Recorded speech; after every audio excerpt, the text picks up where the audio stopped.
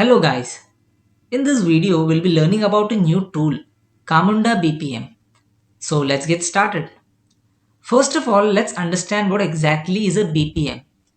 BPM stands for Business Process Management.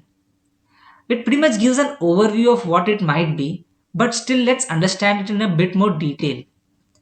Business processes define how we work as a team within our organization or maybe with our clients or even our partners. BPM as a methodology from an organization's point of view is supposed to improve the operational performance of any business process. In today's digital era, business processes comprise of not only human tasks but also they have interactions with APIs, microservices, IoT devices, machine learning and even artificial intelligence.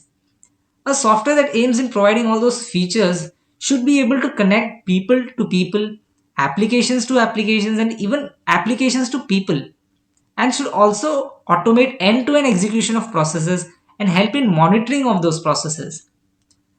A technology that encapsulates this methodology and the software aspects of it into a single platform forms a BPM platform. And Camunda is one such BPM platform. Now, Camunda implements three different BPM standards, namely the BPM in 2.0, CMM in 1.1, and DMN 1.3. These standards are defined by the Object Management Group in collaboration with Camunda.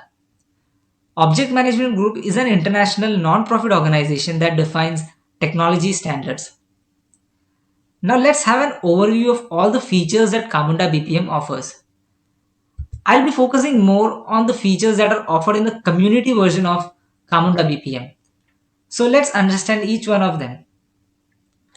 We'll start off with the BPM and workflow engine. Here BPMN stands for Business Process Model and Notation. It's a standard for process modeling. It lets you create workflows to automate processes. And it basically aims at processes that are predictable and structured. If you look at CMMN, which stands for Case Management and Model Notation, it's exactly the opposite of what BPMN is. It aims at processes that are unstructured and unpredictable. Moving on to the DMN decision engine. Here DMN stands for Decision Model and Notation, and it is a standard for business decision management. It lets you configure business rules, and you can even specify your decision logic as an expression or maybe even as a script. You can even create interconnected decision tables and create a hierarchy of decisions. Now, Camunda comes with a REST API, and both the BPM and workflow engine and the DMN decision engine come with a REST API through which you can invoke processes and decision tables. Moving on to the modeler. Modeler is where you model your BPM and diagrams in your DMN decision tables, and it would be the starting point for all developers.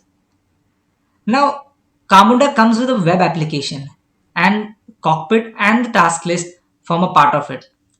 Now, Cockpit is where you can have access to all your deployed BPM and processes and DMN decisions. You can view them. You can even view all your active processes that are still in the not completed state from the Cockpit. It also comes with an admin module which is separate from Cockpit, which you can use for user management, configuring user groups. Moving on to the task list. Task list is also part of the web application, as I mentioned earlier, that allows you to work on user tasks. It lets your user log into it, maybe check on few tasks, verify some data, and approve something, and play an active role in the workflow.